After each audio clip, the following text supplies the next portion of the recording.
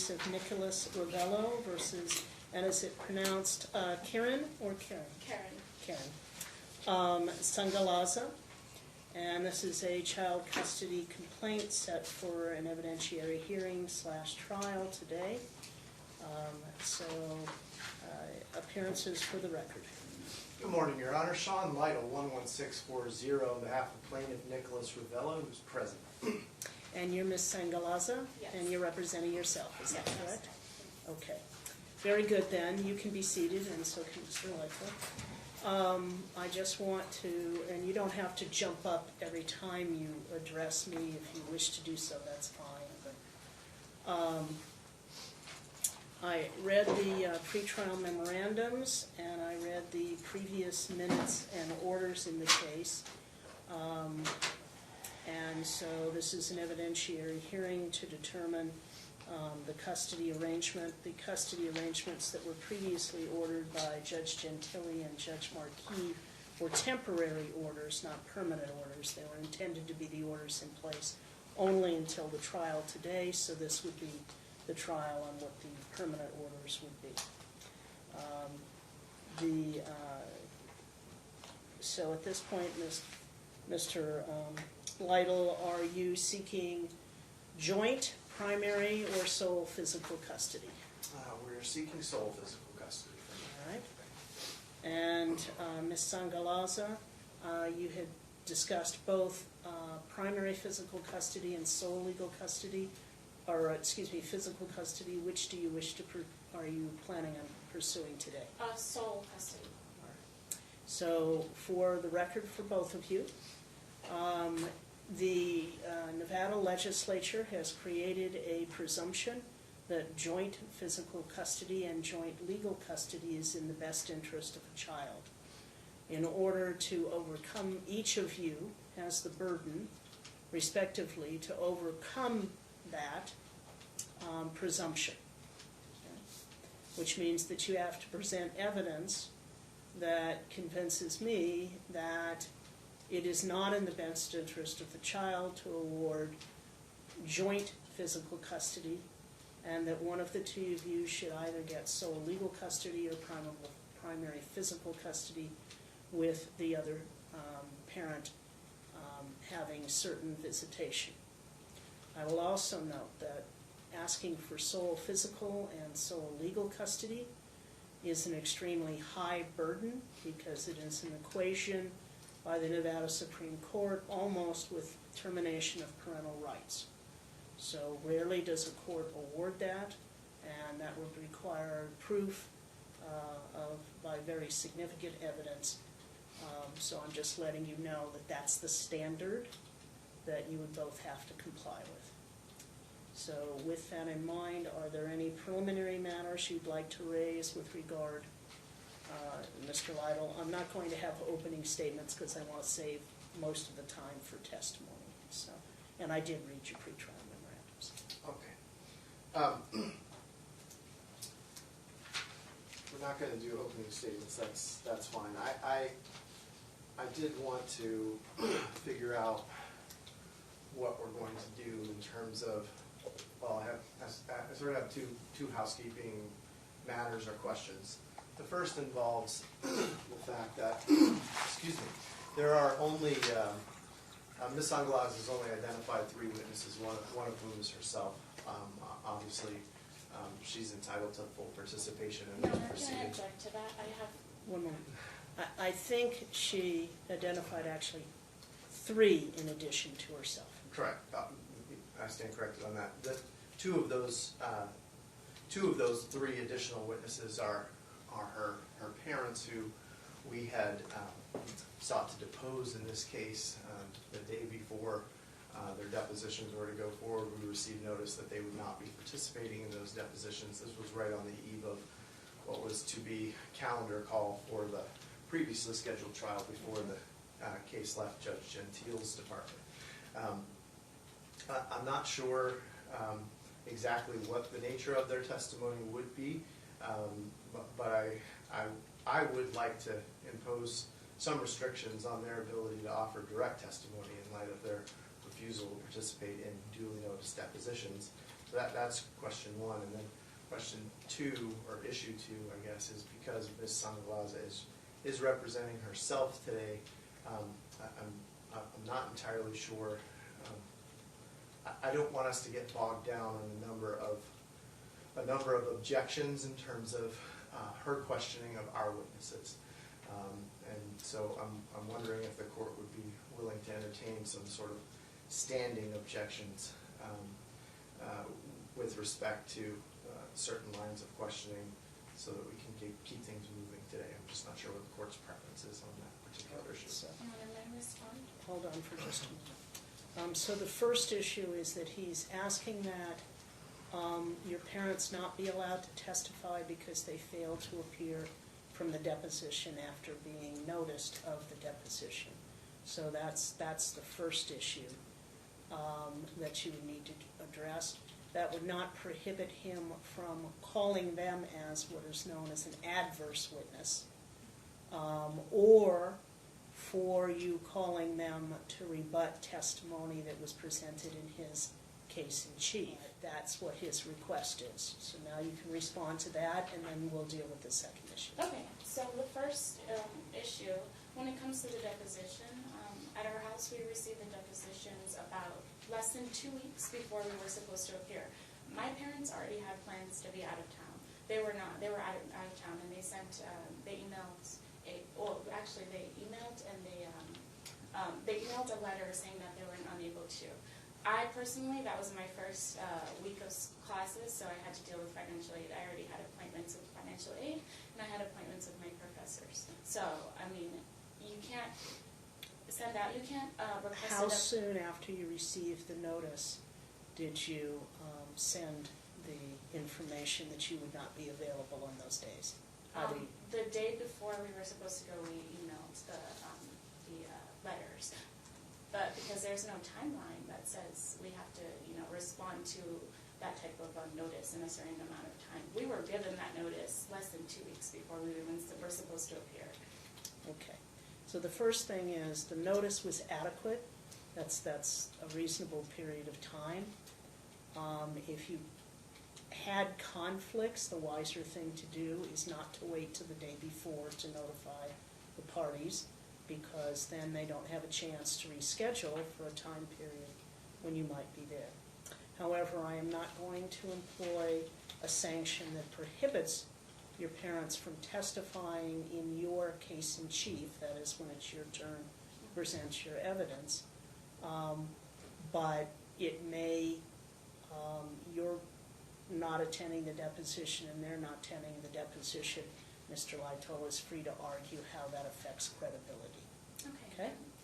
The second issue, Mr. Lytle, is that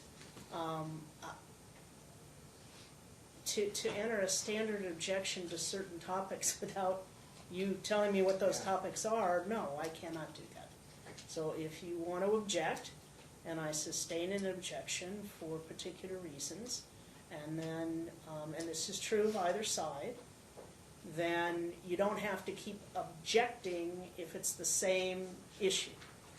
I'll simply note, no, I already said you can't ask that question to either one of you, or that the witness can't give that answer to either one of you, depending on what it is.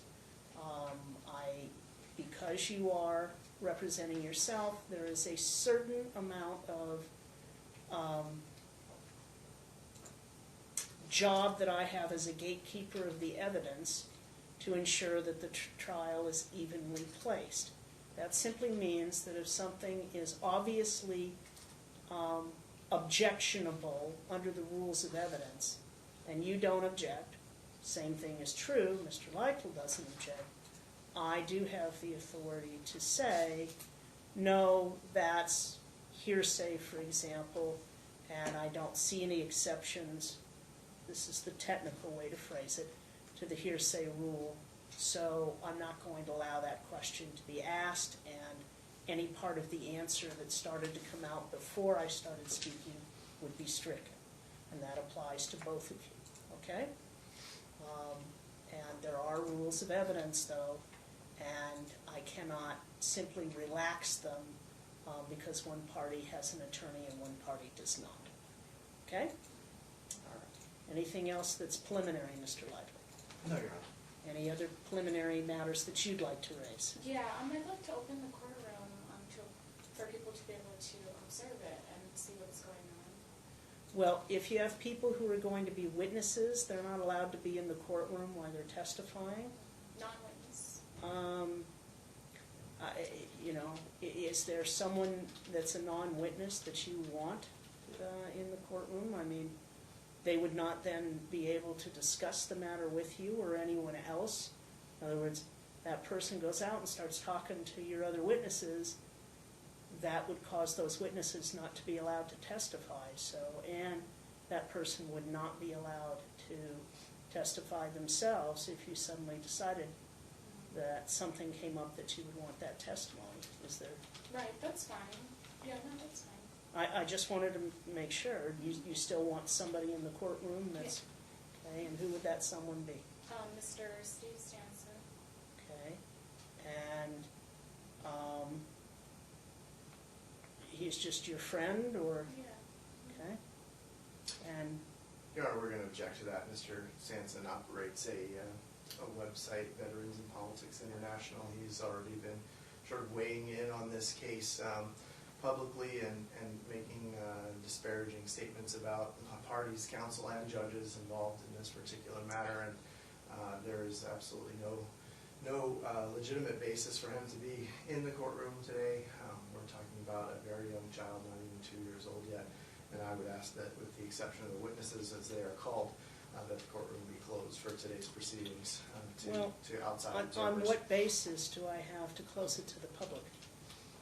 Again, because we're dealing with a very young child here and we're dealing with some very sensitive issues, and because with this particular witness there is a history of basically in real time, commenting publicly about what's going on in the courtroom. One cannot report from the courtroom. Is that your concern? That is my concern. Yes. If he can certainly watch, but he cannot report from the courtroom, which means that his electronic devices need to be lodged with the marshal. Absolutely. Okay, that would be appropriate, so you can ask Mr. Sanson to come in under those conditions. He's no longer outside. Oh, okay. Very good. Then in that case, we'll go ahead and we'll start with the witnesses, and if you'd call your first witness, Mr. Thank you, Your Honor. Call Nicholas Rubello. Okay. Thank you. And you are the plaintiff in this action, correct? Yes. All right. And we're here today to discuss custody for your son, correct? Yes. And what is your son's name? Julian, And how old is Julian? it's about 19 months. Turned 19 months yesterday, correct? Yeah. Objection, leading question. It's not asking for significant information that isn't already part of the record, so I'll overrule the objection. All right. And Julian's mother is also a party to this case, correct? Correct. And what is her name? Karen Sangalaza. And she is the defendant in this action. Yes. Okay. And you see her, she's present in the courtroom today? Yes. Okay. I'd like you to tell the court how and when you met Ms. Sangalaza. We met in the summer of 2017, I think in June, here in Las Vegas.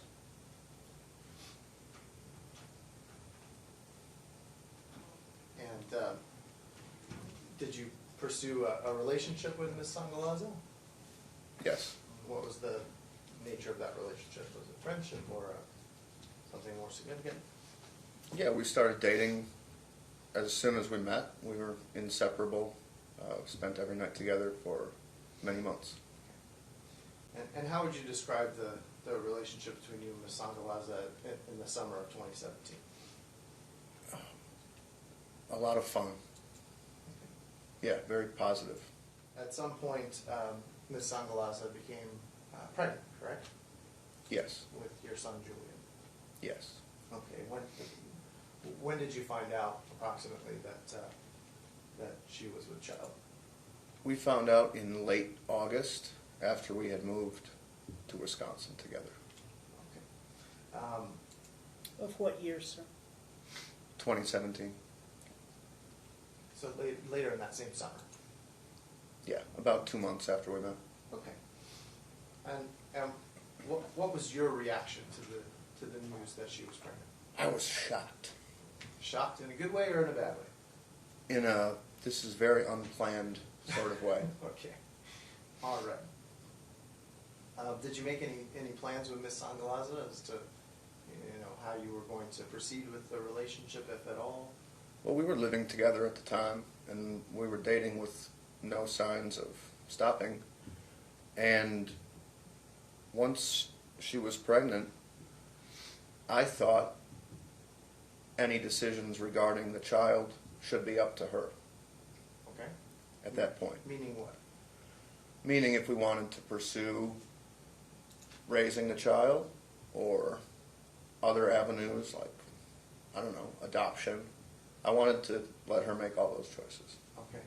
And you said you were living in Wisconsin at the time? We were at my home in Ripon, Wisconsin. When did you move to Wisconsin? It was probably early August of 2017. Okay.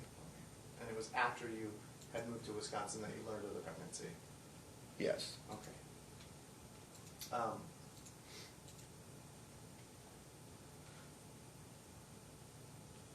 When did you meet any other members of Ms. Sangalaza's family?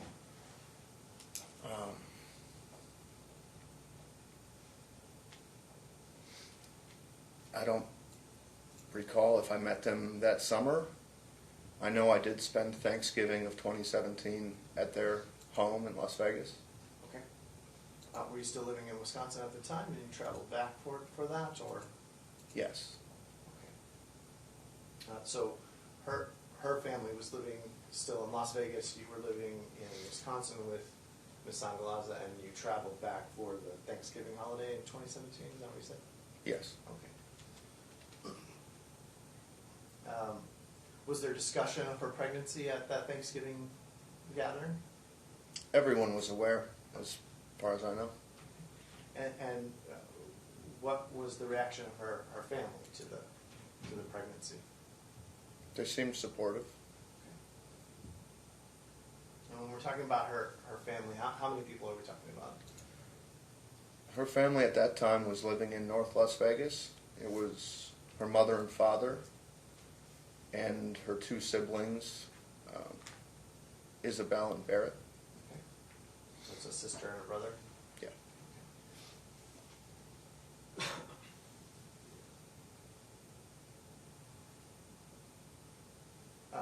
Was there discussion with her siblings about the pregnancy at the Thanksgiving gathering? Objection, leading question. The question is,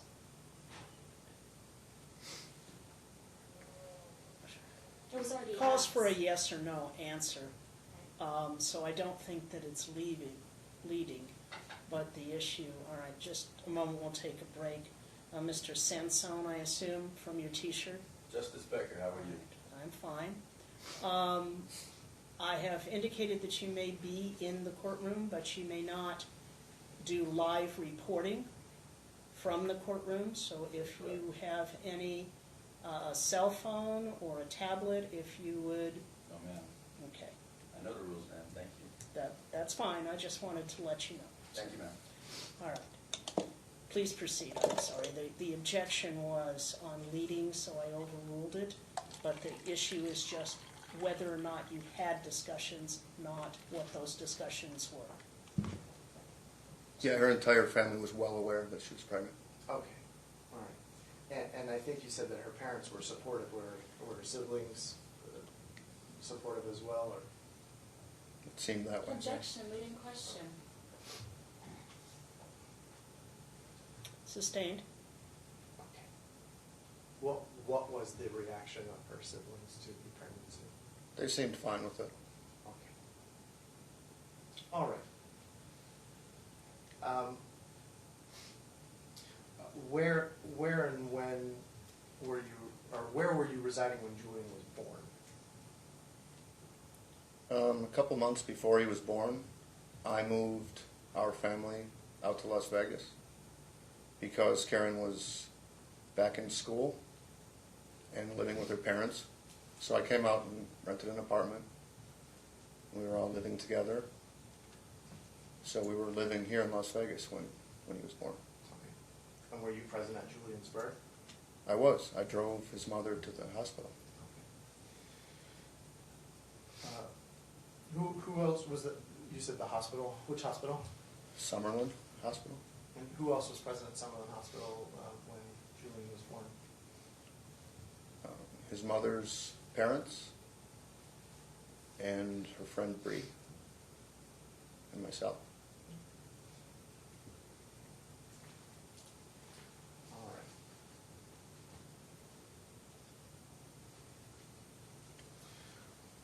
So, you said earlier that the relationship prior to, or in the early days was, I think you said fun. Okay? Yeah. So we just- okay. After Julian's birth in April of 2018, how would you characterize the relationship between you and Ms. Sangalaza? Abusive. Can you elaborate on that? For the 3 days we spent in the hospital after he was born, she didn't sleep, and neither did I. I was staying awake to allow her to sleep, and she verbally abused me for 3 days straight,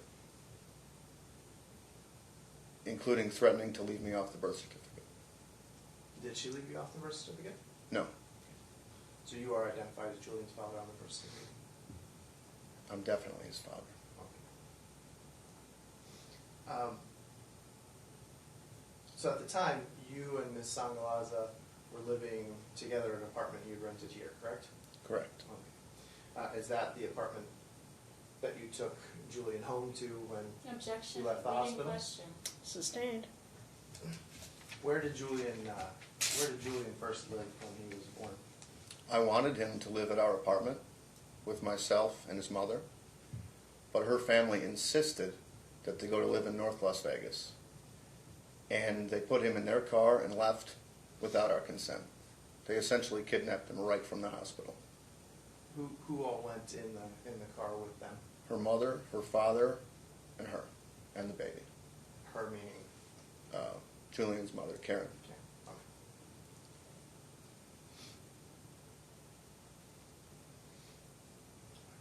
Okay.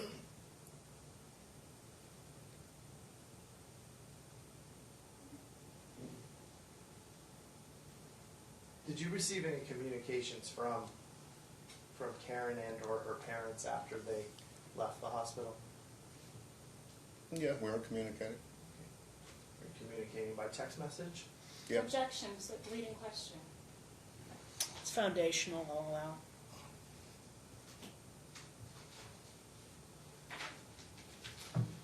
May I approach the witness? You may.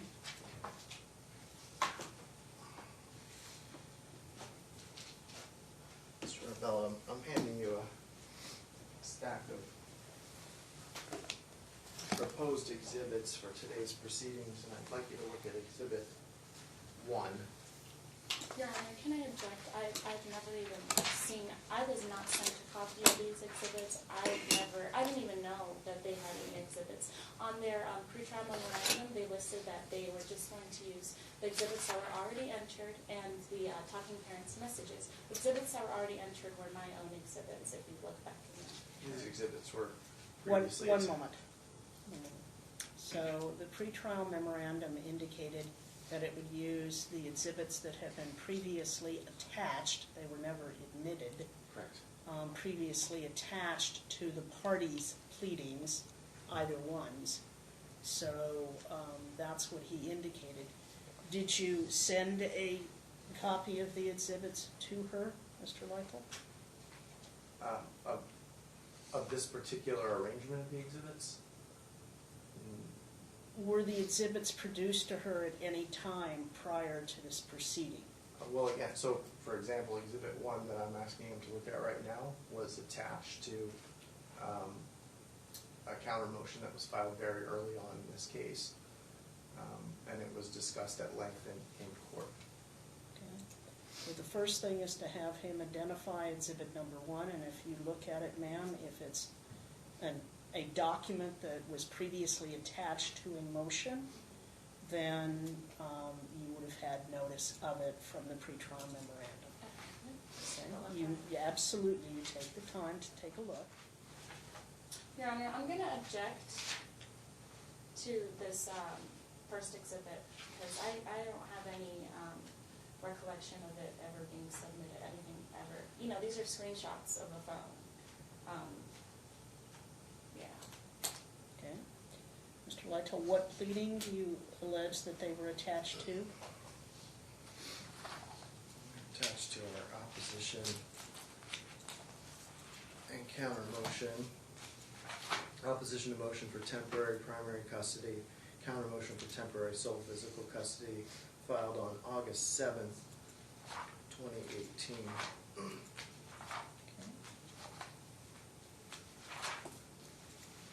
They were exhibit A to that particular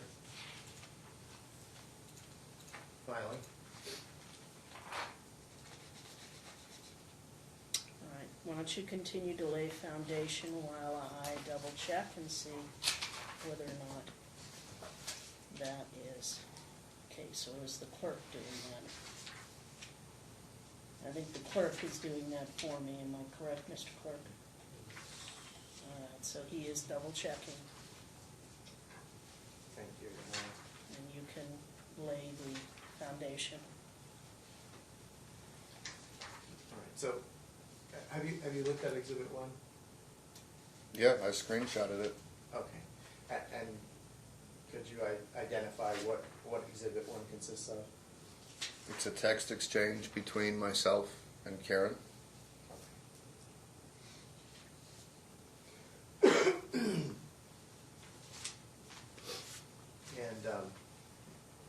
And do you know when this text exchange took place approximately? Approximately June of 2018.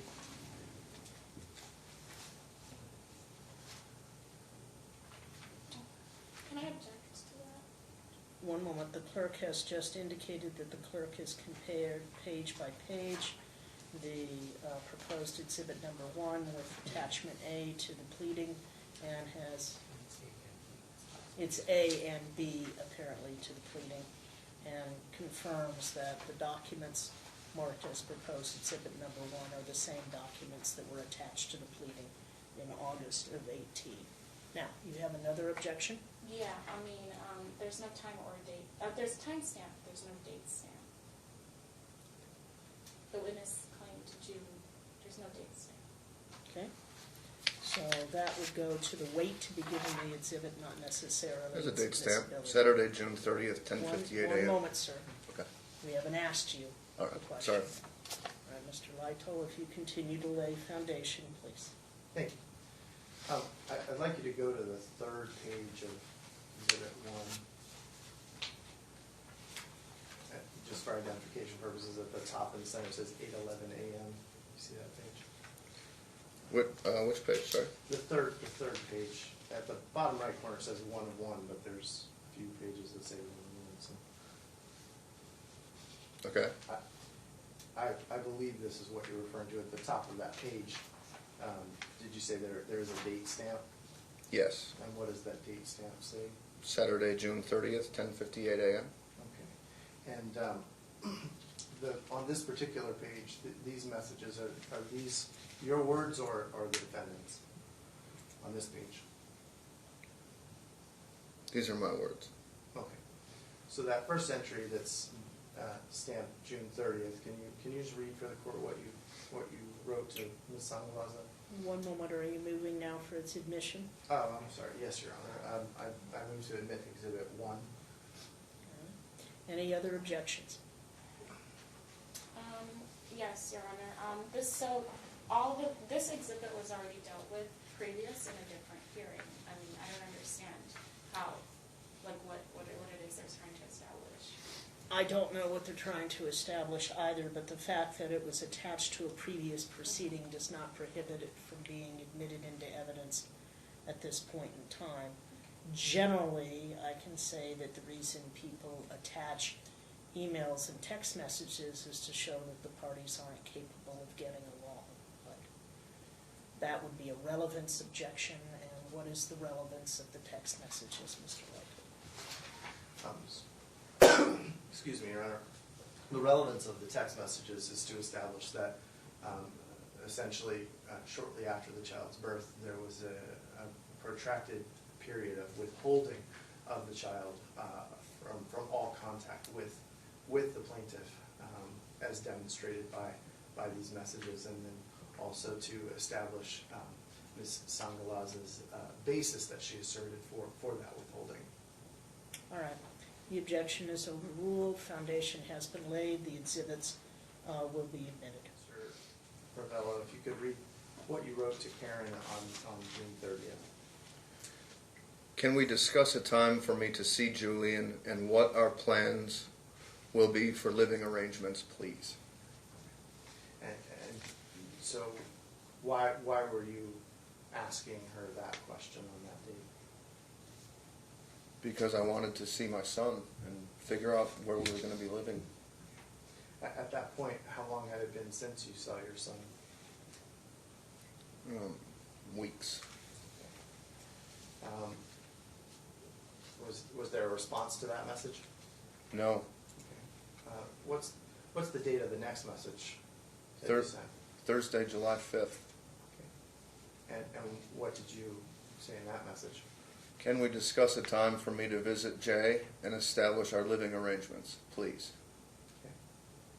And then was there a response to that message?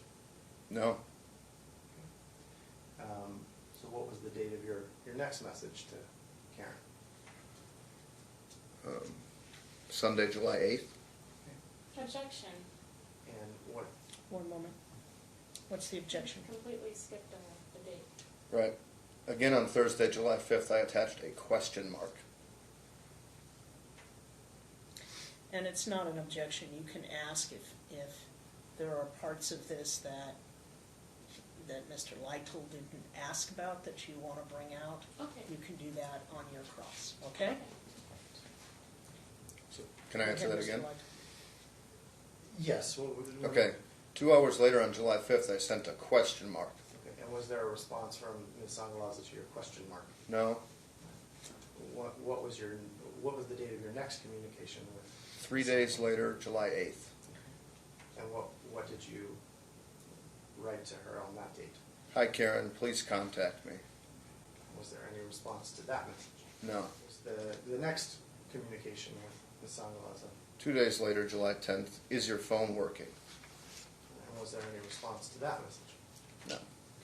No. So on this page, we've covered a date period from June 30th to July 10th, and you've testified that this was in 2018, correct?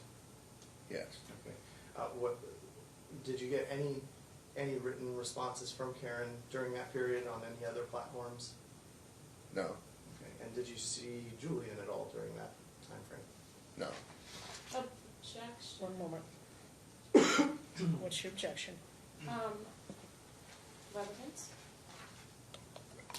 Well, how people get along once the baby was born and prior to the baby's birth is relevant to trying to establish custody, so I'll overrule the objection. At some point in 2018, did you ask me to file a motion on your behalf? Objection leading question. Foundational overruled. Yes. Okay. And what was the objective of that particular motion? I wanted to see my son. I wasn't seeing him at all. Okay. Do you remember what the result of the hearing of that motion was? Objection leading question. No, it's asking him what he remembers, so it didn't suggest what the answer is. I don't remember. Are you asking the first? Objection. Witness already answered the question. Sustained. let's jump back. You're the plaintiff in this action, correct? Yeah. Okay, do you recall when your complaint was filed? Objection, question was already asked. No, he didn't actually answer when the complaint was filed, just a general time period when he saw his attorney. I know I started meeting with you in June. I'm not sure the exact date where it was filed to the court. If you could take a look at Exhibit 2 in your binder, it's going to be behind that second green page. Just tell me if you recognize that document. Do you recognize Exhibit 2? The document? So there's a page, a green page that says Exhibit 2. Yeah. Objection. Right. So the document immediately behind that, do you recognize that document? Yes. Okay, and what is that document? This is our initial motion. Can you just read the title of the document? Objection, he's telling the witness what to say. He's not telling the witness what to say, however, the document hasn't been admitted into evidence. What is number 2? Is it a filed pleading in the case? Complaint to establish child paternity, custody, and UCCJEA declaration. Okay. So is that the complaint that you filed to initiate this case? Yes. Okay. And in the on the first page, top right corner, do you see a file stamp there? Yes. And what was the date of file? June 13th, 2018. Are you moving to admit number 2, or were you just using it to refresh memory? I was just using it to refresh recollection. Exhibit number 2 is a file stamp copy of the complaint, and the court can take judicial notice of any of the pleadings, that is, that it was a pleading filed. So the complaint was filed on June 13th, 2018, correct? Correct. Okay. How long after that date did you next see Julian? Objection, leading question. It's not leading, ma'am. He asked him how long. He didn't suggest an answer. It was around a month. Yeah, I would say at least a month. Okay. And Your Honor, may I respond, please? have, When you have your time to testify, you can then Thank you. testify as to what you think he doesn't remember or what he said that you don't agree with, Okay. but not while he's testifying. Okay, go ahead. all right, and prior to the filing of that complaint on June 13th, do you recall when was the last time you had seen Julian? It had been weeks. How many weeks? 2? Objection. One moment. He's telling the witness, he's leading the local I'm witness. just trying to get a little bit more 2 weeks. specifics here. I think that A, it is leading, 2, it's cumulative because he already testified in the context of the text messages, a response to that. So I'll sustain the objection is cumulative. Okay. I believe you testified earlier that that Ms. Sangalaza and her parents had left Summerlin Hospital with Julian, correct? They did. Okay. So in total, how much time passed between that time and the next time that you saw Julian? I didn't spend any one-on-one time with my son until he was at least 6 months old. Okay. Get you to turn ahead to Exhibit 5. Yes. Do you recognize the document behind that tab? Yes. And what is that document? Partial parenting agreement. And you, as you did with the complaint, if you look in the top right corner of that first page, do you see date there? November 5th, 2018. Perfect. Your Honor, I guess I'm asking to admit this exhibit. It is in the record of the case already. As you can see from the file stamp in open court. Objection? Do you To- proposed exhibit number 5, which is the parenting agreement that was filed with the court. Yeah, actually, Your Honor, I am going to object to it because the orders that Judge Denise Gentile made, they completely overruled this. Actually, no, they were made by Judge Linda Marquise, they completely wiped out this parenting agreement that we had. So you're saying it's no longer relevant? Yeah, she made orders. Mr. Lightoll, what is the relevance? Yeah, Your Honor, I'm trying to establish a timeline here of contact and when things happen.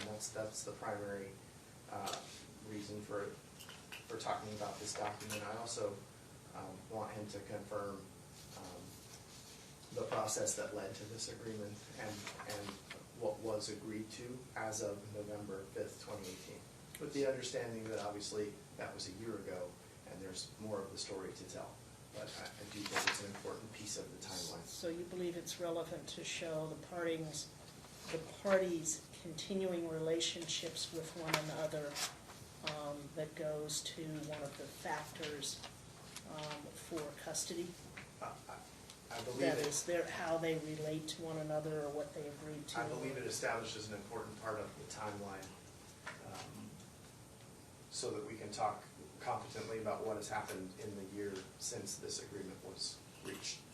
All right, so I do find that it has relevancy, even though Judge Gentili and Judge Marquis later, based upon motions filed by the parties, entered a different order than that of the partial parenting agreement.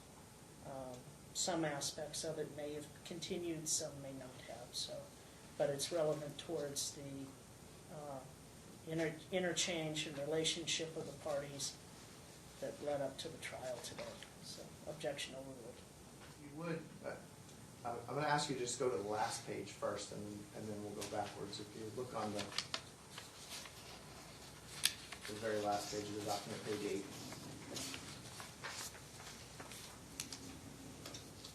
See a bunch of signatures on that page? Yes. Okay. Is your signature on that page? Yes. And is the defendant's signature on that page? Yes. And it looks like signatures were from me and her counsel at the time. Is that correct? Both counsel, yes. Okay. And what's the date on all those signatures? November 5, 2018. And you see a heading that says legal custody provisions? Yeah. Okay. Can you read the second sentence under that heading? The parents agree to joint legal custody of the child named above. Okay. And then can you read the following sentence? The parents agree to provide each other with the names, addresses, and phone numbers of all medical, educational, child care, and other providers of professional services for the child. Page 2. At the bottom, there's another heading that says timeshare provisions. Can you see that? Yes. And can you read just the first 2 sentences of that second paragraph there? Yes. The father's timeshare is defined as beginning after the father has concluded his court-ordered infant and newborn care class. The father's timeshare is defined as beginning on the first Monday after December 1st, 2018. Okay. Did you complete the court-ordered infant and newborn care class? I did. Did you begin having some visitation with Julian at some point after that? I did. Okay. Once that visitation began,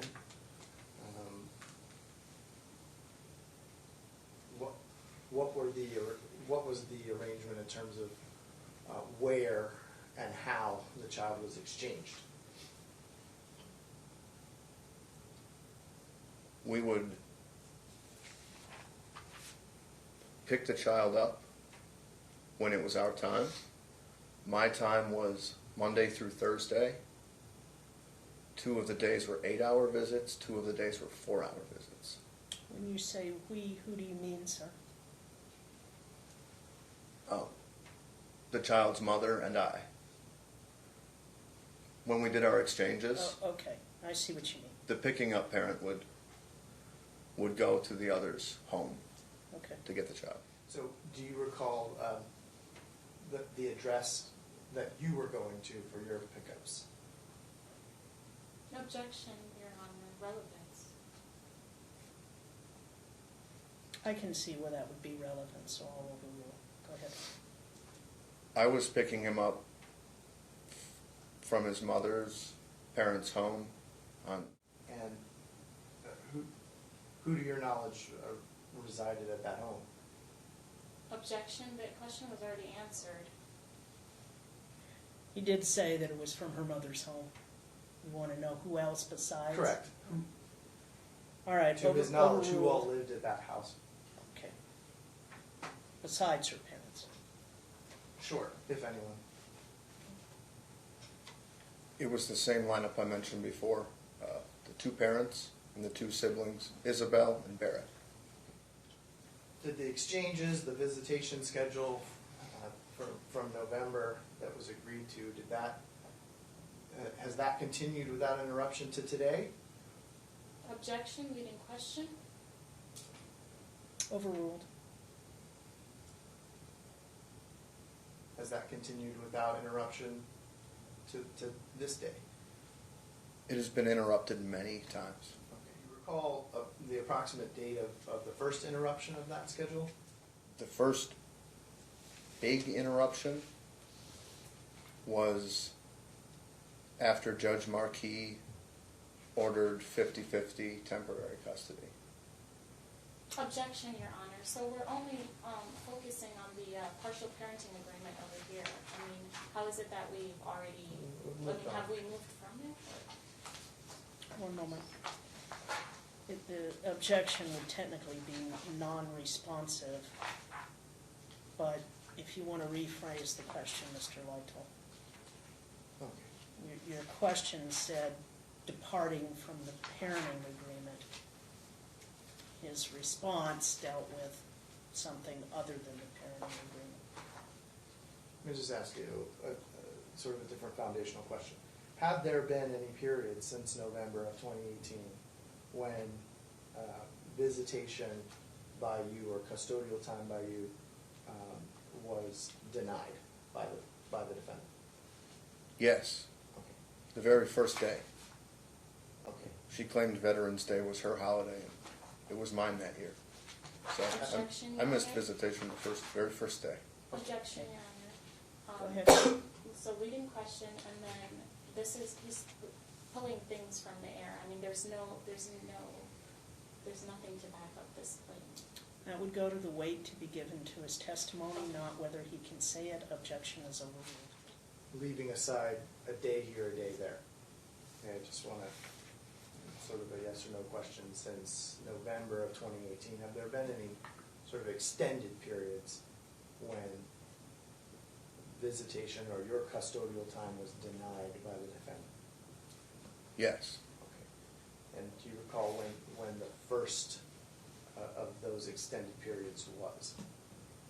yes. The first extended period was the entire months of February and March of this year.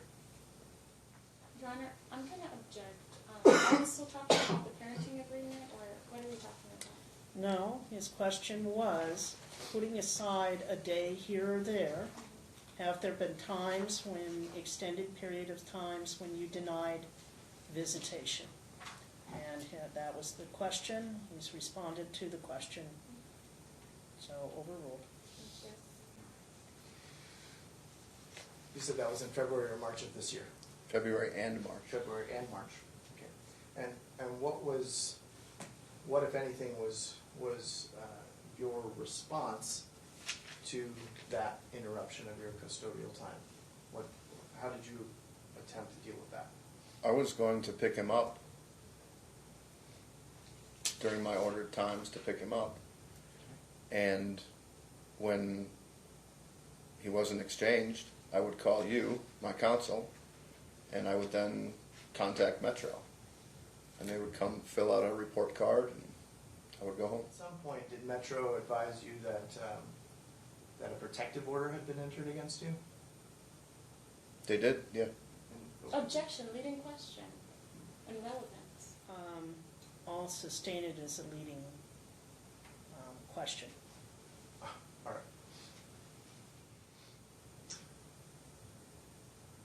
When Metro would make contact with you at these attempted exchanges, what sorts of things did they tell you? They would typically, Objection, hearsay. Counsel? Goes to his understanding of what the, it's just to his state of mind. I'm not introducing this as. I'll allow it as to his as state of fact. mind, not for the truth of the matter. So, sure, Metro would give me typically a police report card, but one time they did give me news that I'd been served a temporary protective order by her father. Did Metro facilitate restoring your custodial time? No, So what, if anything, did you do next to try to restore your custodial time?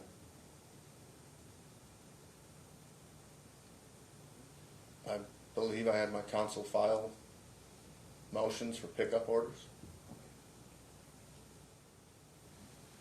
Do you recall if the motion for pickup order was heard on the date that it was originally scheduled to be heard? Objection, leading question.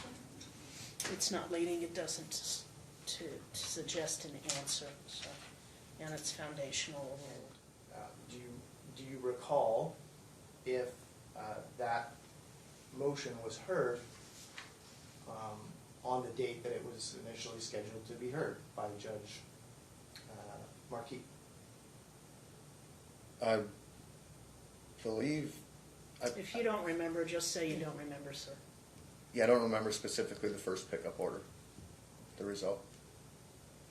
Recall if after the filing of that motion for pickup order, do you recall whether Ms. Sangalaza filed anything with the court? Yeah, she filed a motion to disqualify the judge based on discrimination and bias. Okay. Do you recall what if anything, resulted from her filing of that affidavit Objection. of disqualification? Leading question. It was not a leading question. The court records are the court records, Mr. Little. Correct. What's the point of the question? The motion to disqualify was heard by the chief judge. The chief judge denied the motion.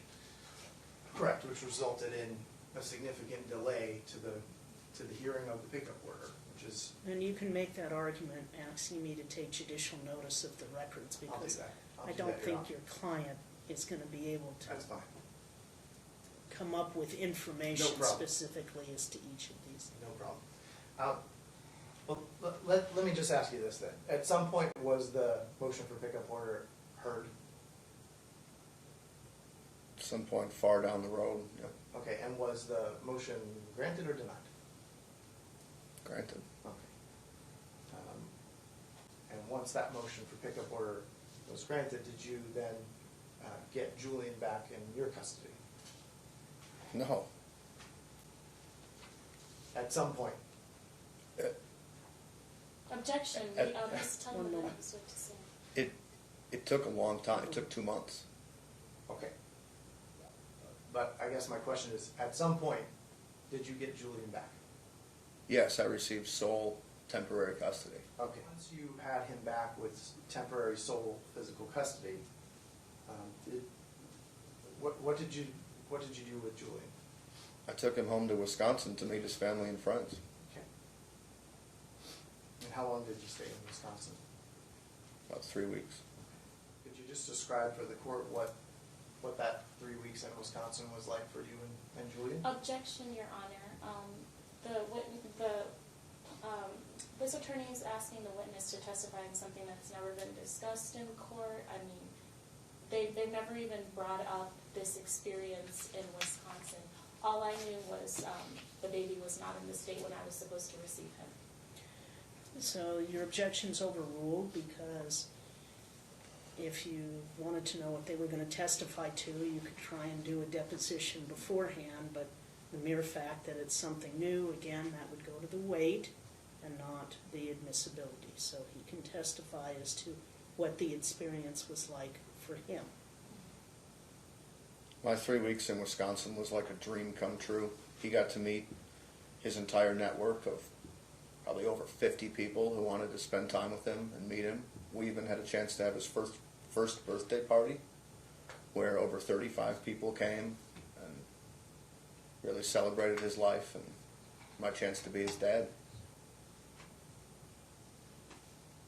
It's going to be towards the back of your stack if you would look at,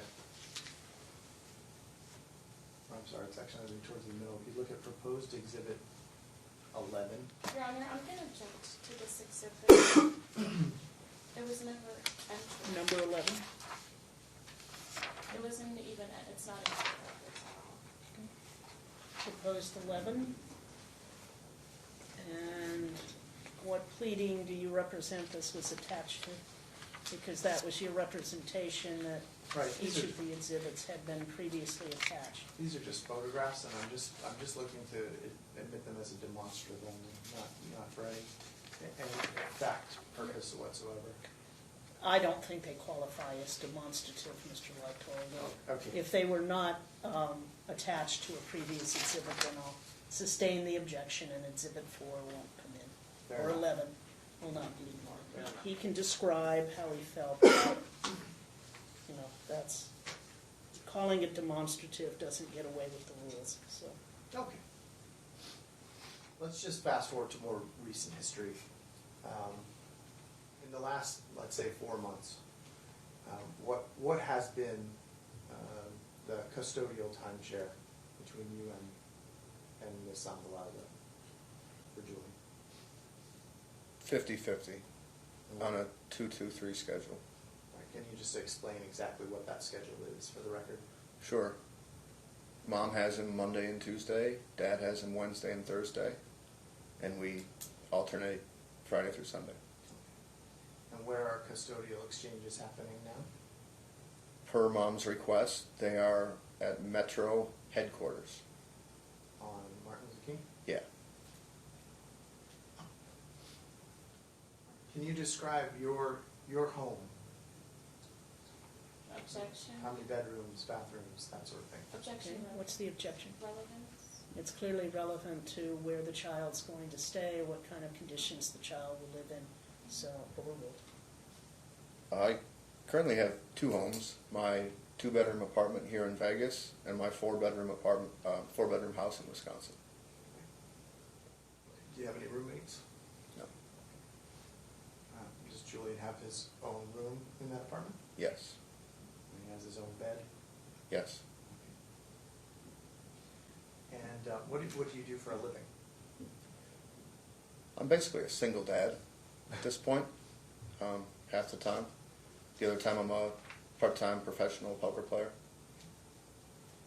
Do you have any sort of employment that requires you to be at a certain job site at a certain time?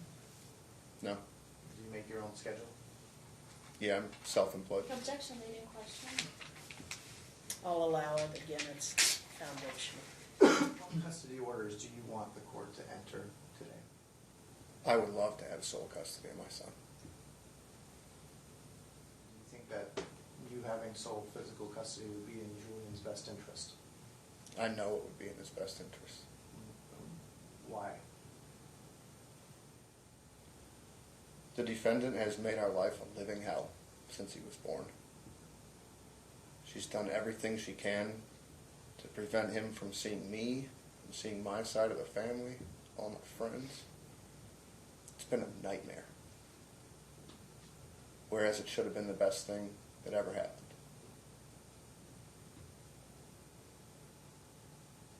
I have no further questions of this witness right now. Okay, cross-examination. All right. Do you have any other children? No. Do you have any siblings? No. What do you do for work? Single. Objection asked and answered. Sustained. Okay. So you stated that you are a poker player, correct? I did? And you stated that you make your own schedule? I do, And when do you typically play poker? on weekends. And so now that we have a 2-2 and 2-2-3 schedule, that requires you to have the baby on weekends. When you're playing on weekends, who has a Objection, foundation. I'll allow it. I don't work when I have my son. So what's your source of income? Objection asked and answered. Do you have any source of income besides your poker playing? A source of income? Mm-hmm. If I ever needed help, my family would be willing to help me, but that's not a regular source of income, no. When's the last time that you filed a financial disclosure form? Objection, evidence. Your Honor. I'll overrule it. It's relevant to how he's going to support the child and towards child support. I filled out a form last spring, I believe. And on that form, what did you list as your source of income? Objection, document speaks for itself. Overruled. What did you list as your source of income on that document? I believe self-employed professional poker player. Okay. Your Honor, I'd like to turn to my exhibit, number 10, J. Okay. Do you have it? Do you have an extra copy there with you? Yeah, We can give him the one that the clerk has. Okay, I don't have an extra copy. Okay. Proposed exhibit J. The witness. Yeah. Okay, so do you see exhibit J? Exhibit 10? Yes. Yeah. Okay, so what's the date on that email? To the Tues- top right corner.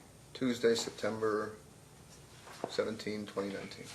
Okay, and then you signed your name on there underneath your I'm sorry, Your Honor, signature.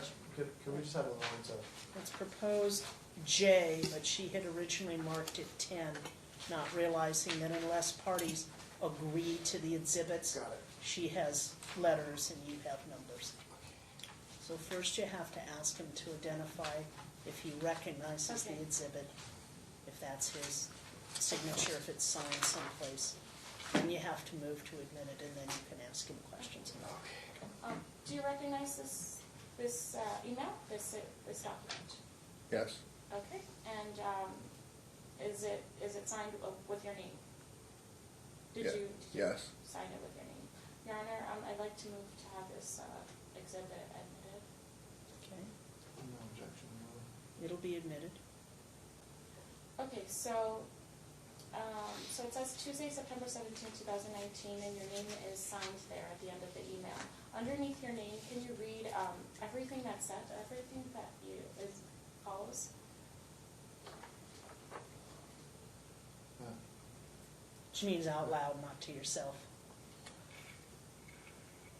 Vice President of Marketing and Media Relations, Casual Living Outfitters, LLC, 1084 Mapes Drive, Ripon, Wisconsin, 54971, 920-748-9088, www.patiosam.com. Owner, SDH Productions, LLC, 118 East Jackson Street, Ripon, Wisconsin, 54971, 920-896-0006, 801-230-6563, Rivella33@gmail.com. And did you report these companies in your financial disclosure form? No, those are my former jobs. I've been a self-employed poker player for 5 years now. Okay, and then can you go ahead and read again the date that's on the top right corner of this email? I already read that. Your Honor, witness is refusing to comply to my question. Objection He's asked not and answered. refusing to comply, he's simply saying he already did it. But just read it again, sir. Tuesday, September 17th, 2019 at 9:54 p.m. Okay. When you filed your financial disclosure form, did you attach the required bank statements or tax statements? I haven't earned money from those companies in over 5 years. When you filed your financial disclosure form, did you attach the required bank statements and tax statements? Yes.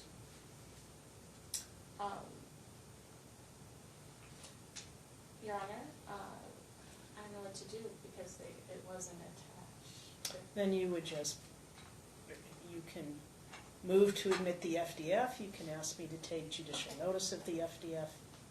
Your Honor, can you take judicial notice of the FDF? I can, it's a filed document, the one that was originally filed in the case, is that correct? There's only one, yeah, that they filed.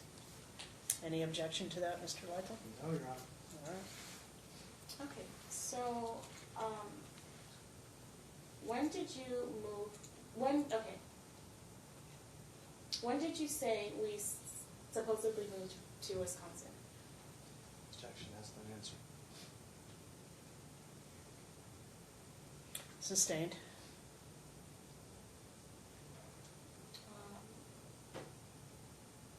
He said approximately August of 2018. Okay, and then, so when you said that we moved to Wisconsin, what was your initial request to move? I asked you if you'd like to move to Wisconsin with me.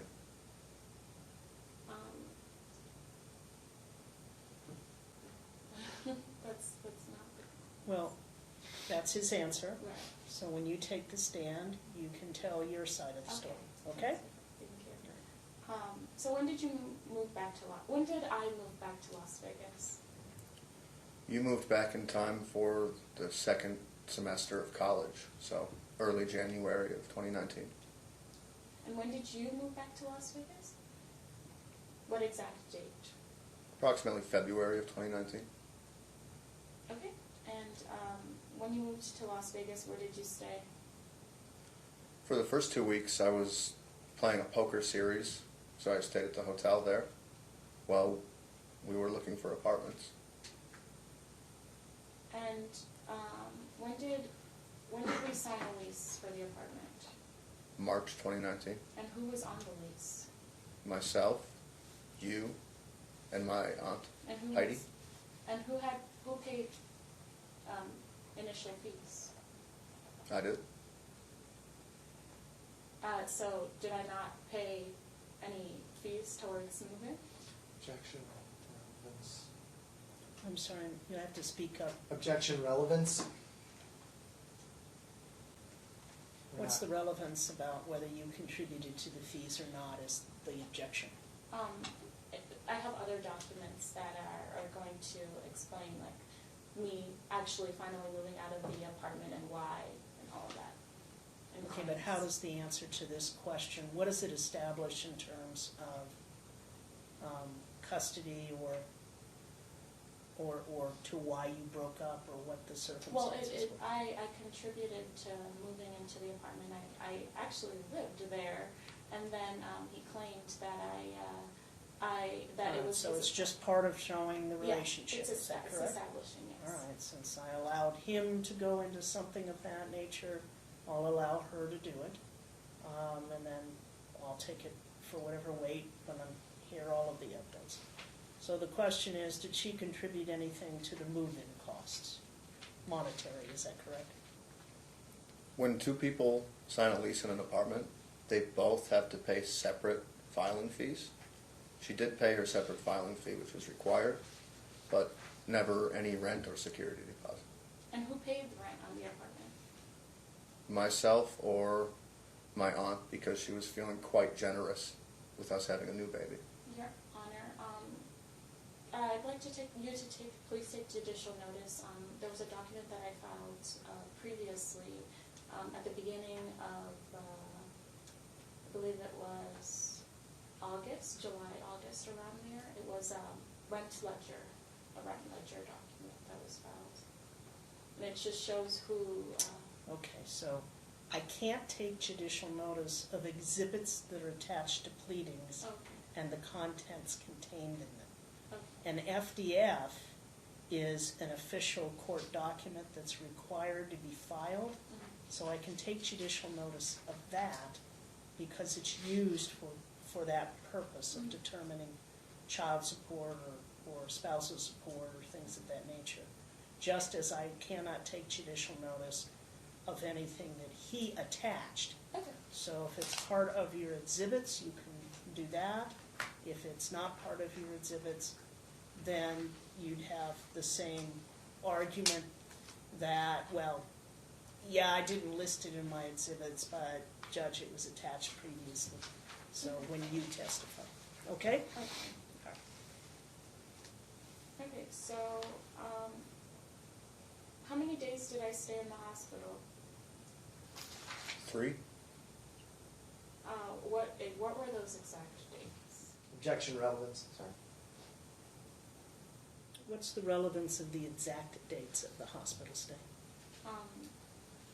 Well, it wasn't 3 days that I mean, in Nevada, they don't keep moms who had a natural birth in the hospital for 3 days. It's, You can testify that it wasn't 3 days Okay. and it was less than that, or you can produce the hospital record, so that's fine. Thank you. So you stated the baby was kidnapped, correct? Essentially kidnapped. And you stated that I got in the car, correct?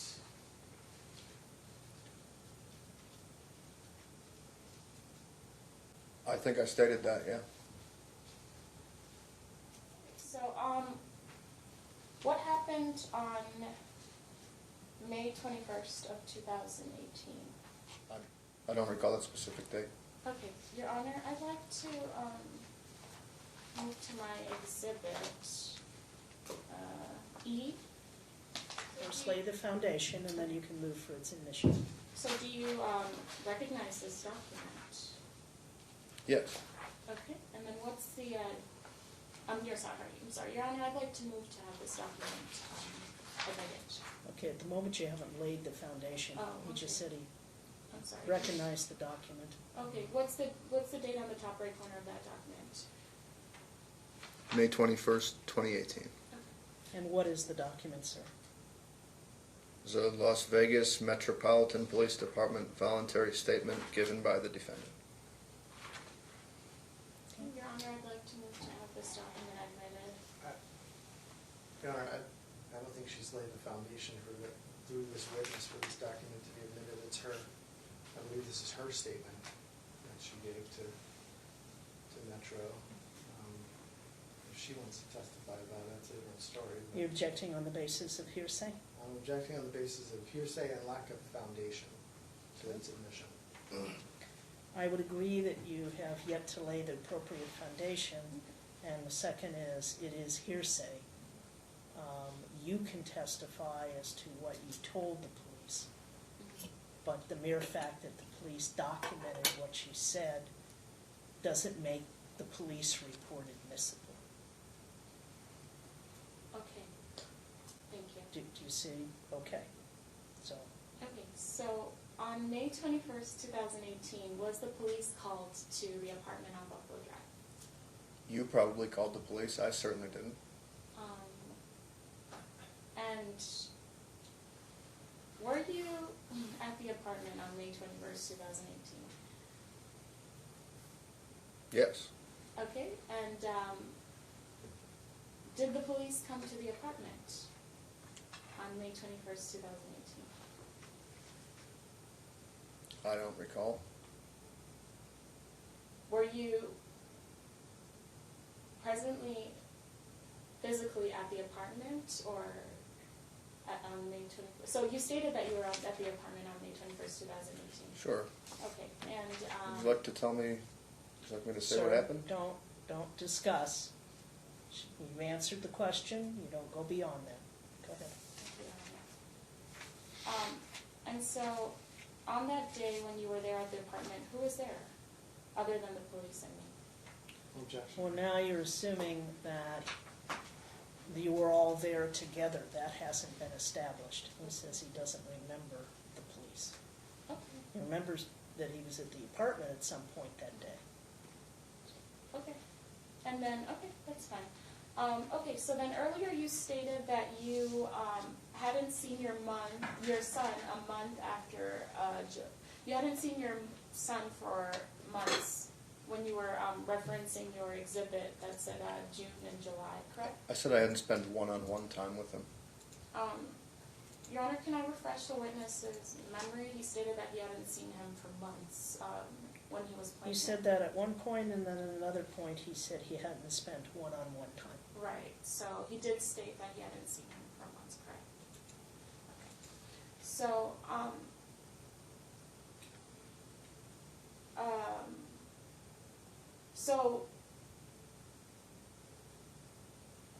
and then you stated also on July 10th that you hadn't seen your son, correct? In the text message, is that it? Yes, when he was referencing it. I hadn't spent significant time with him, no. But you stated that on July 10th you hadn't seen your son, correct? Objection. Mischaracterizes the witness's testimony. I think what he said was that, let me look at my notes. On July 10th, he hadn't gotten a response back to his request to see his son since the June 30th.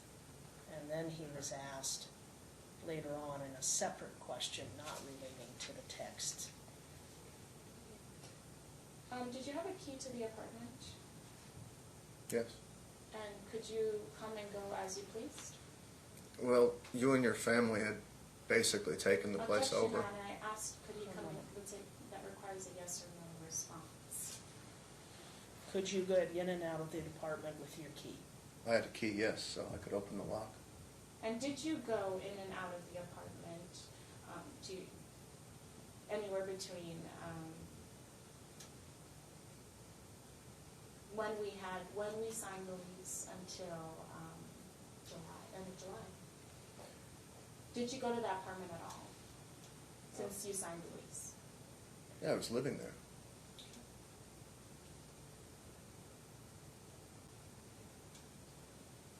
Alrighty, and so then, did you ever make a decision to leave the apartment? I did, Why? because you wouldn't move out.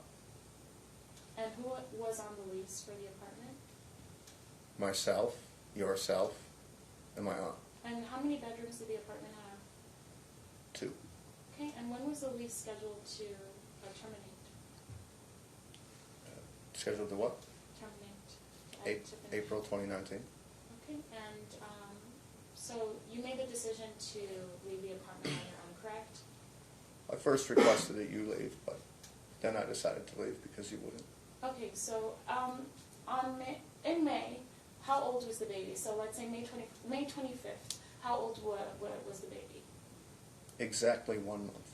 Okay, and so you wanted me to leave the apartment, correct? And where did you want us to go? I wanted you to live with your parents and me to live in the apartment. Okay, and then you stated earlier that you said that the baby was kidnapped after he was born, after he left the hospital, correct? He was taken from the hospital to a place that was not my home without my permission. And where did he go? To your knowledge, where did he go? To your parents' apartment in North Las Vegas. Okay. So moving on, when did you begin the visitation schedule? The parenting timeshare plan? parent agreement. When did you actually begin that visitation schedule? When did I begin visiting with the child? Mm-hmm. November or December of 2018. Is it November or is it December? It could have been either. I'm not precisely sure. When were you supposed to begin the visitation? Well, I believe the order was sent in August 28th, but there was a long bureaucratic delay with getting... No, I'm sorry. My question was, when were you supposed to begin the visitation? Again, the order was No, entered. My question is, what date were you supposed to begin the visitation schedule? And then ask If anything you about recall, any just orders? answer the question. I don't recall. Did you not, okay, you know what, Your Honor, can we move back to that document? Sure. Can you turn to page 2 of that exhibit?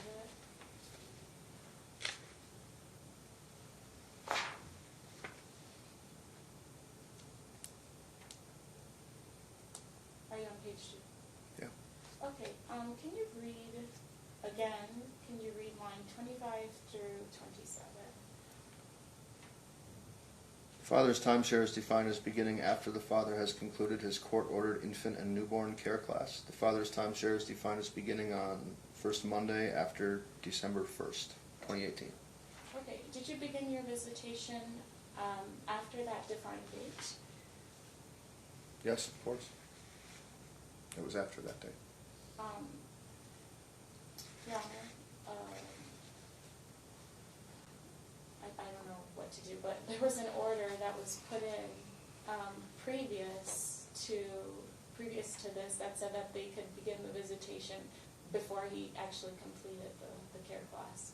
Your Honor, I'm going to object to this party testifying to you in the course I'll of a take a cross-examination. look at the orders, because again, an order is a document I can take judicial notice of. There certainly was a temporary order prior to the parenting agreement. Whether or not that order was complied with would be the issue. It's marquee prior to the parenting agreement having been reached. Okay, and then after the parenting agreement, there was another order too. That's very true. You two have had motions and counter motions and quite a few hearings, and there have been judicial orders setting various custody arrangements depending upon what that particular judge found in the way of facts relating to those motions. So did you spend Thanksgiving of 2018 with your son? I don't specifically recall.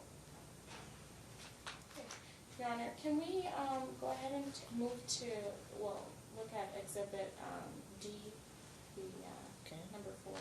So that's defendant's D that you'll see in her packet was kind of marked as full, but it's actually D. I'm on it. Do you recognize this document?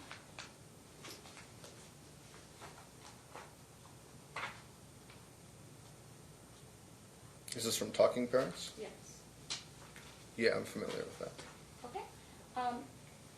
Your Honor, I'd like to move to have this Talking Parents record admitted. Any objection? I see that the talking parent records in mine appear to be over multiple exhibits.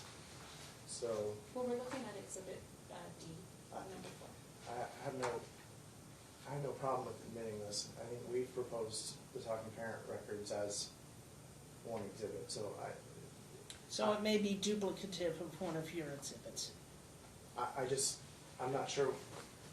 I don't I'll have an go ahead and objection. I admit don't have it. an objection to the admission of the exhibit. I have an objection to the fact that it's sort of arbitrarily been broken into multiple exhibit numbers. That's my only objection.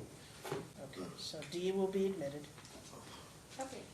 So can you turn to page Also object to 8, 9? I'm sorry.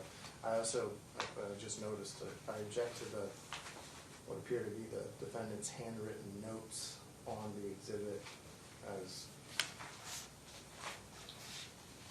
not part of the original document and as hearsay. Okay. The handwritten notes, do you have a clean copy without your notes, ma'am? Did they submit, I don't know what any exhibits that they submitted. They claim that they submitted the whole Talking Parents record? And that's Okay. what Mr. Lytle says, yes. Okay. So I assume your comments are not on. So the court can compare the two and To the extent that anything's handwritten, the court would Yeah, we don't have disregard to. anything that's handwritten. Yeah, we don't have to look at anything handwritten. Okay, can you turn to the page that says 28 of 115? Well, and Your Honor, I've also just noticed that it appears in this particular presentation of this record that there is page 18 of 115, and then the next sequential page in the exhibit is page 28 of 115, so I guess I would also, and then after that, it looks like it jumps to page 49 of 115, so I would also object to Your Honor, may I respond? Just a minute, he has to the finish his objection. incompleteness of the exhibit. Okay, go ahead. Your Honor, I created this exhibit to just show the different parts. I mean, it is a court record of talking parents. I didn't submit the whole talking parents here because I'm not required to. It's just to prove my point and to I think what he's saying is you're taking it out of context, but that goes to the weight, not its admissibility. Yes. Okay, and what's can you pick any date on there and time and just read it? Sure. I'm going to object On to that. I'll just allow it. Mr. Fine, Hunt. go ahead. Let me hear it first, and then I'll decide. Sure. Can you pick any date and time on the page and read it? Sorry, I was interrupted by the guy in the audience. Sure. On November 12th, 2018, you said, No, I didn't say any text. I just said a date and a time on the page. Can you read the date and time on the page? any date and time? Yeah, not the text, just the date and the time. There are many dates and times. Any. Just pick one. Okay, November 12th, 2018 at 6:36 and 12 seconds p.m. Okay. So now,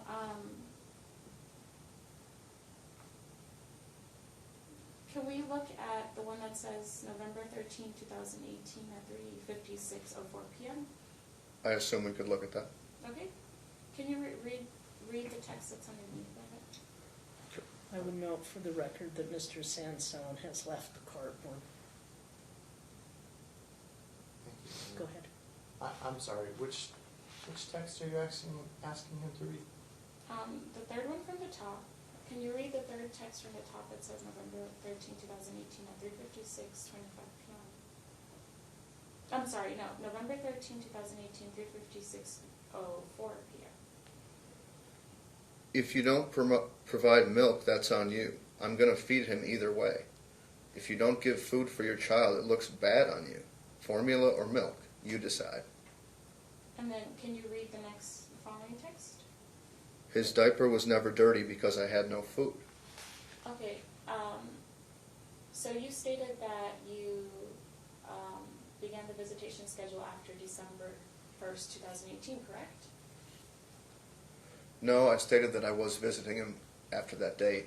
I didn't recall when it started. When I asked you, when did the visitation schedule begin, you said after December 1st, 2018, correct? I said that's what was written on the order, but I couldn't recall if it was November or December of 2018. Your Honor, I mean, can we refresh the witness's memory? No, Did he not say? you're talking about which visitation schedule? The parenting agreement. Well, the parenting agreement, he testified that the parenting agreement visitation would start December 1. But he also testified he had seen his son and had visits with his son prior to that, pursuant to whatever the previous order of the court was, absent the motions about who was denying visitation or whatever was taking place prior to the parenting agreement. So you saw him prior to... Excuse me, Your Honor, Your Honor, isn't it my turn One to talk? I'm sorry, but in Go light ahead. of Mr. Sanson's departure, I'm wondering if it might be possible for the marshals just to peek outside and ensure that he is not conversing with. Your Honor, I'm witnesses. going to object. We're dealing with a matter in here right now. One moment. I don't believe he was admonished about the exclusionary rule. I just want to make sure that. He can make sure he's not speaking to the other witnesses in the case. That is different. He was subject to the exclusionary rule. with regard to the issue. So if you want to know with regard to the parenting agreement, then it's obvious from the text. If what you're trying to talk about is when did he, in relation to the previous testimony that he filed the complaint because he couldn't see his son, if that's what you're getting at, then you need to phrase the questions that way. Okay? So he had previously said that he thought that he was entitled to his son on Veterans Day of 2000. Well, he didn't say whether it was 17 or 18, but that he felt that that was, and that you had not complied. So obviously that's before December 1st, 2018. So his testimony has not been that he never saw his son. His testimony was that he didn't see him for a significant period of time. And then he said the one-on-one, which would imply that he was seeing him, he just wasn't seeing him outside of your presence or your family's presence. Okay. So I understand that point, but if you're going to ask him, if you're trying to impeach him, you're talking apples and oranges, so it's not, it doesn't impeach his testimony. So were you ordered to file a copy of your completed certificate of the parenting class post-completion? I don't know.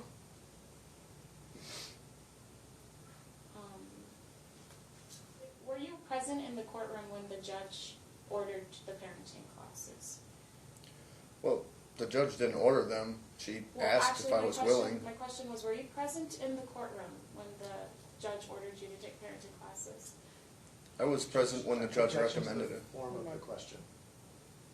And assumes facts not enough.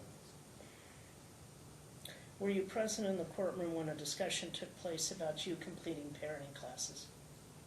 Yes. Did the judge, was your completion of parenting classes later included in an order? Do you know? I completed the classes and the court was made aware, yeah. That wasn't the question, Okay, I'm sorry. but that's fine. Go ahead, ma'am. Okay, so you were ordered to file a completion certificate of your parenting classes, correct?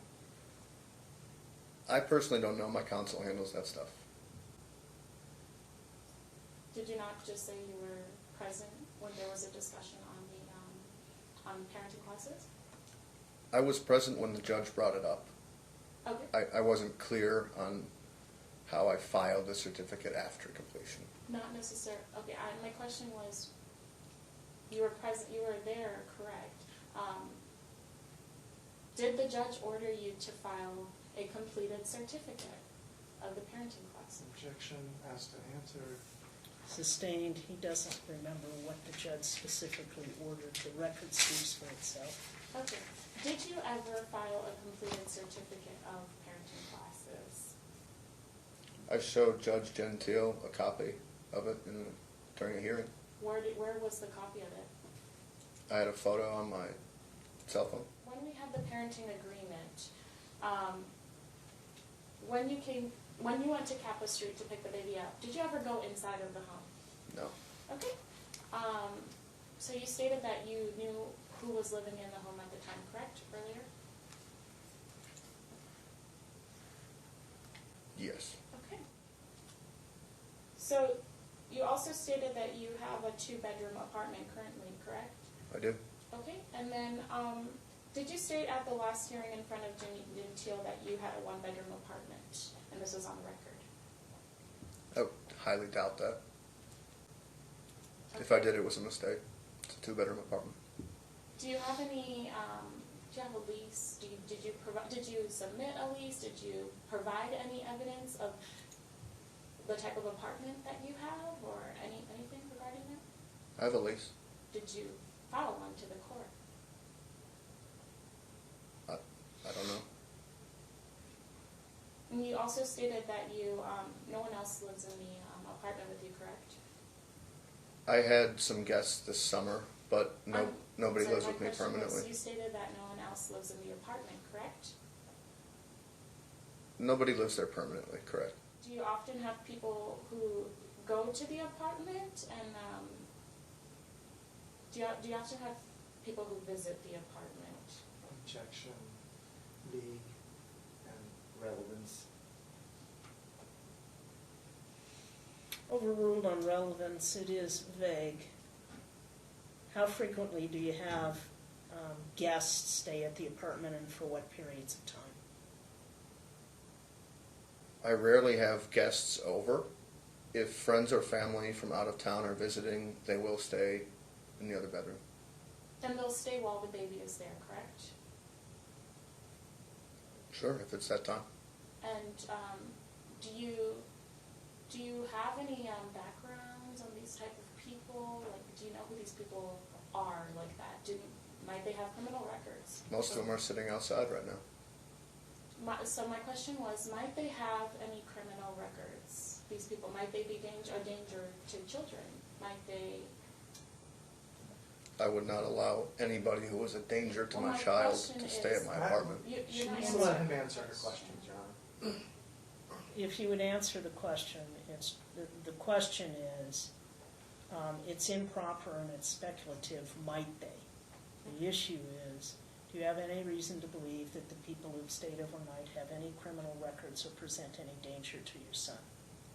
No, they are only close family and friends.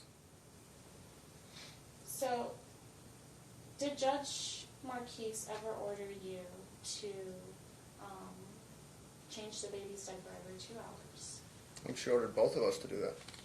Okay. And how often do you change the baby's diaper? At least every 2 hours. Your Honor, can we move to one of my exhibits? Can we go to Exhibit H? Do you recognize this document? These documents? No, So, were they not filed and mailed to your attorney? Did he not share them with you? I've never seen these photos. Okay, Your Honor, I filed these as my exhibits and I mailed them to his attorney. Well, it doesn't mean that he recognizes them. And if they're the black and whites, I'm not certain they're even recognizable. No, they're color. Because the attorney, I noticed, is looking at black and whites, but Okay, I submitted to you guys. you can identify the photos when you take the stand Okay, as to who took them, what's depicted in them, do they adequately represent what's depicted in them. But he says he doesn't recognize them, so. okay. And just because you sent them to them doesn't lay foundation that he would recognize them. Were you ever notified that the baby were you recently notified that the baby had a diaper rash? Actually, were you ever notified that the baby had a diaper rash? I was notified by CPS that the baby had a diaper rash because he called them. And did CPS tell you that I called them? They said they were notified. I knew who notified them. Okay, Your Honor, I'd like to go ahead and move to exhibit number,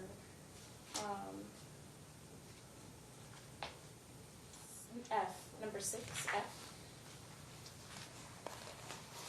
And then this is also something that I had submitted after we had a change in our judge.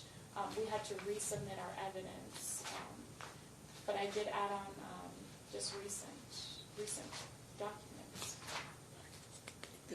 Like I said, the fact that you attach things to something previously only goes to whether or not someone had notice of the exhibit, but not the admissibility of the exhibit. So you still have to lay the foundation for it being admitted in this hearing. So if you attached it to a previous pleading, then whether you actually sent Mr. Lytle additional copies or not, he would certainly have known about the exhibit. That was the same ruling that I said with regard to you. But whether this person can, the person on the witness stand, can identify the document and lay the foundation for it is different. Okay. Just because a document is attached to a pleading doesn't mean it's admissible Okay. for this evidentiary trial. It may have been used as a reason or looked at by the judge in the motions practice in the case. Okay. Okay. Can you turn to, in Exhibit 6F, can you turn to the document that says, okay, it says UMC, it's towards the middle of the page, at the bottom. The date says printed at 9/10/19. We haven't laid a foundation for this Not document at yet. all. She's asking him to look at that specific document. Okay? I'm sorry, what page? They all You're say, looking at it, it says, at the bottom it says 9/10/19. They all say Of course you're that. looking at- Okay, the very first page. page of 1 that? of 10? Yes. Thank you. Okay, so do you know what this document is? No. Okay, can you read the top right corner of the document? UMC University Medical Center. Okay, what is this document? Objection, he said he doesn't know what it is. Sustained. Okay, the top left corner of the document, what does it say?